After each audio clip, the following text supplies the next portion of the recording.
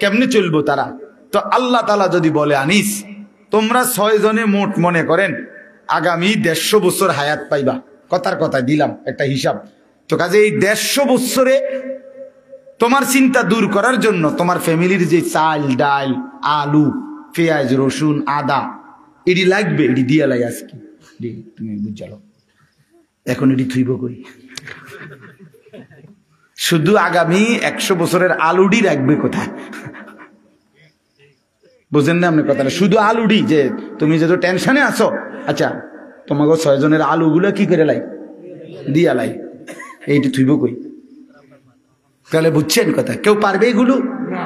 এই জন্য আল্লাহ বলে বান্দা আরে আমার কাছে আছে, টেনশন করো না, আমার কাছে আছে ভান্ডারে ভান্ডারে, কিন্তু আমি একসাথে দেখলে তো সংরক্ষণ করতে পারবা না। এই জন্য আমি আল্লাহ যখন যা প্রয়োজন পরিমাণ মতো নাজিল করে থাকি। তোমার উপরে রহম করি বলে, তোমার উপরে দয়া করেছি বলে দেই। তুমি এমন শুরু করছো কা? তোমার দাদা মরে যাওয়ার পরে তুমি কি মরছুনি? তাই রে, এই পৃথিবীতে আগের মানুষ মরে যাওয়ার কারণে কি পরের মানুষগুলো মরে গেছে? তো আমি মরলে তারা কষ্ট পাইবে কেন? কথা বোঝেন না? গত 100 বছর আগের মানুষ যারা মরে গেছে, 300 বছর আগের যারা মানুষ মরে গেছে, তো তাদের কারণে আমগো কি অসুবিধা হয়েছে? তা আমি মরে গেলে আমার পরবর্তী জেনারেশনের কি অসুবিধা হবে? হায়াত থাকলে রিজিক আছে, হায়াত থাকলে কি আছে? এই জন্য আমি আপনাদের কাছে অনুরোধ করলাম ভাই, দয়া করে আমরা প্রত্যেকেই এই কথাটা, এই যে কয়জন আল্লাহর বান্দা বসছেন, চাচারা বাবারা নওজোয়ান ছেলে তোমরা, আমার ভাই, নিজেকে আমরা মুসলমান মনে করি, আল্লাহ আমাদেরকে এই দৌলত দিছেন। আমরা যদি আল্লাহকে ভুলে যাই, আখিরাতকে ভুলে যাই, বিশ্বাস আল্লাহর কসম, তাহলে আর আমাদের জীবনের কোনো মূল্য থাকে না। আমি শক্ত বললাম আর কি, কিন্তু বাস্তবতা এটাই, মানুষের কোনো পরিচয় থাকে না। কোরআন শরীফে একেবারে আমি বললে রাগ করার কিছু নাই, কোরআন শরীফে স্পষ্ট আছে। আল্লাহ বলছেন যে মনের ইচ্ছা মতো চলে, আমার হুকুমের খেলাফ, নিজের মনে যা চায় তাই চলে, কসম আল্লাহর, আল্লাহ বলছে হে নবী শুনেন, সে কোনো মানুষ না, ইনহুম ইল্লা কাল আনআম, সে শুধুই জানোয়ার। ইনহুম ইল্লা কাল আনআম, এটা নফি ইস্তিসনা, মানে আর কিছু নয়, তার পরিচয় আর কিছুই নয়, শুধুই চতুষ্পদ জন্তু। তাহলে কঠিন কথা আল্লাহ বলছে। এই জন্য যে জীবনে আখিরাত নাই, যে জীবনে পরকালের কথা নাই মনে, সে জীবন জীবন না। আপনি আপনার মন মতো আখিরাত সাজাইলে হইতো না, মানে মন মতো আখিরাত, বুঝছেন? আমরা কিন্তু অনেকে আখিরাতটাকেও মন মতো সাজাই নিছি, মানে শুক্রবারে 2 রাকাত নামাজ, কথা বুঝছেন নি? সুযোগ সুবিধা মতো 5-10 টাকা, 1000, 2000, 4000, হুজুরে পাইলে টাকা 20-50 টাকা হুজুরের রাতে বইটা দিছে, এই যে। আর কেউ মারা গেলে পরিবারের তাগর লাগে একটু খানা দানার আয়োজন করা, এই যে মোটামুটি খারাপ না, যে দূর বুঝ করছি আখের এদূর তো করুন না নাই, এই যে এটা তো আমনের মন মতো আপনি আখেরাত সাজাইছেন। কথা বলেন না কেন? আল্লাহ রসুল কেউ কোনোদিন বলছে যে শুধু শুক্রবারে জুমার নামাজ পড়লে যথেষ্ট? এ কথা কোরআন সুন্নাহ কোন আলেম আউলিয়া পীর বুজুর্গ মাশায়েখ পৃথিবীর কোথাও কেউ কোনোদিন বলছে? তো তাহলে এটা আপনি যে বানাই দিলেন। আপনি যে প্রত্যেক সপ্তাহে শুধু শুক্রবারে নামাজ পড়েন, পুরা সপ্তাহ নামাজ পড়েন না বাবা ভাই, কেন? এটা তো আপনি বানায় নিছেন আখেরাত, এটা তো আপনার মন গড়া আখেরাত। আল্লাহ তাআলা তো 5 ওয়াক্ত নামাজ ফরজ করেছেন, 5 ওয়াক্ত নামাজ ফরজ করেছেন। এজন্য মন মতো আখেরাত কোরআন শরীফে আছে, তাফসীরের মধ্যে আছে। ইহুদিদের আখেরাত, শুনেন আমার কথাটা, মন গড়া।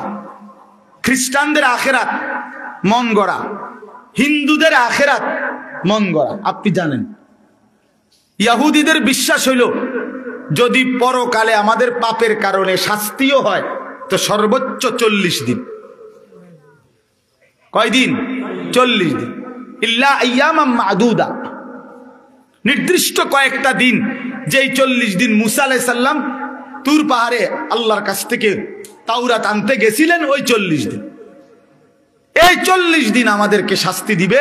এই 40 দিনে হালকা কিছু ফিডাটিটা দিতেও পারে, তবে এরপরে আমরা জান্নাতি। বাহ, তার বাপের সম্পত্তি। কথা বুঝছেন কিনা? এই হলো ইয়াহুদি, এটাই বিশ্বাস তাদের। খ্রিস্টান যারা, খ্রিস্টান এই আজকের ইউরোপের যত খ্রিস্টান, এদের কথা হইল হযরত ঈসা আলাইহিস সালামকে তারা আল্লাহর পুত্র মনে করে। নাউজুবিল্লাহ, আল্লাহর বেটা ঈসা। তো তাদের বিশ্বাস হইল যে আমাদের সমস্ত অপরাধ, আমাদের যত পাপ, সমস্ত পাপ ঈসা আলাইহিস সালাম আমাদের পক্ষ থেকে নিজের কাঁধে তুলে নিছেন। উনি নিজে ফাঁসিতে ঝুল্লা আল্লাহর থেকে রাজি করায় নিছেন যে আমার উম্মত যত লোক যত পাপই করুক, তাদের পাপের প্রায়শ্চিত্তের জন্য আমি যথেষ্ট, আমাদের আর কোনো বিচার নেই। এই হলো খ্রিস্টানদের বিশ্বাস। হিন্দু ধর্মওয়ালাদের একটা বিশ্বাস হলো জন্মান্তর, অর্থাৎ তাদের বিশ্বাস একটা এরকম যে মানুষ মৃত্যুর পরে আবার ফিরে ফিরে আসে,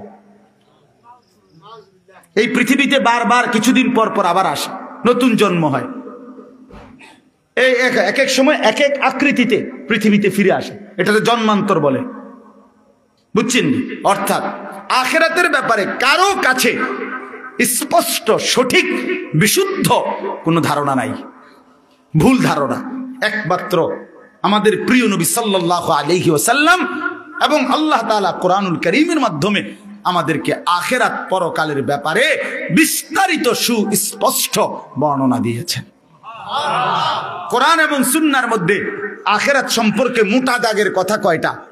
1 নাম্বার মৃত্যু, 2 নাম্বার কবর, 3 নাম্বার হাসরের মাঠ মানে বিচারের ময়দান, 4 নাম্বার আমলনামা গ্রহণ করা, 5 নাম্বার আমলনামা নিয়ে 2টা কাজ, একটা আল্লাহ তাআলার সামনে মুখোমুখি হওয়া, আরেকটা মিজানের পাল্লায় ওজনের জন্য দেওয়া, এরপরে ফুলসিরাত পার হওয়া, এরপরে জান্নাত কিংবা জাহান্নামে যাওয়া।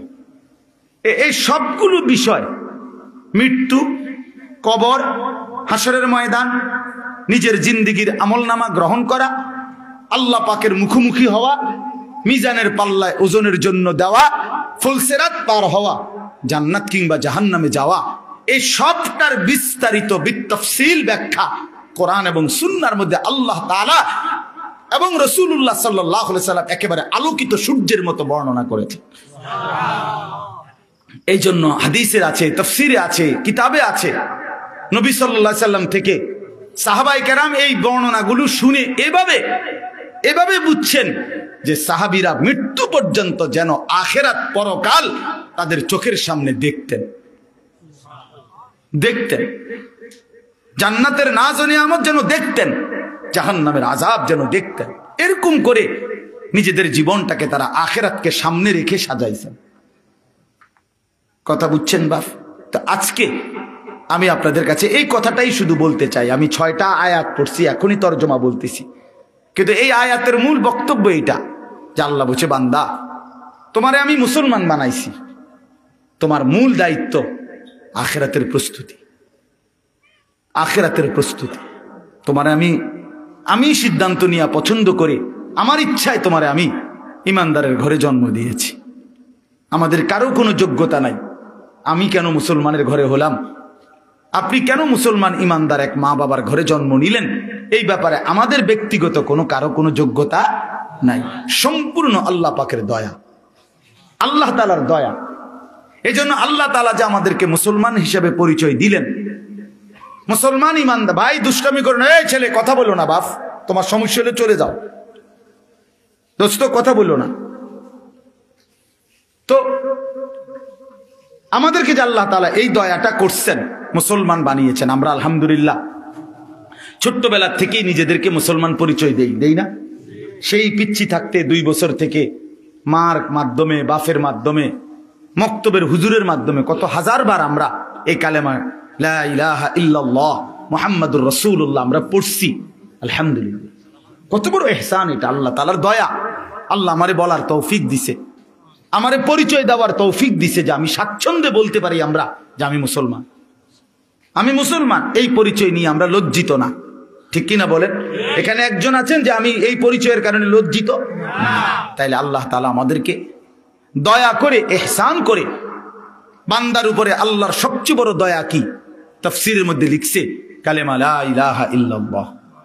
যাকে আল্লাহ ঈমান দিয়েছেন, যার জবানে আল্লাহ কালেমার দৌলত দিয়েছেন, তাকেই আল্লাহ তাআলা এই আসমান ও জমিনের সর্বশ্রেষ্ঠ নিয়ামত দান করেছেন। ঈমানের চাইতে দামি কিছু নাই, কালেমার চাইতে দামি কিছু নাই, মুসলমান পরিচয়ের চাইতে খোদার কসম শ্রেষ্ঠ কোনো কিছু নাই।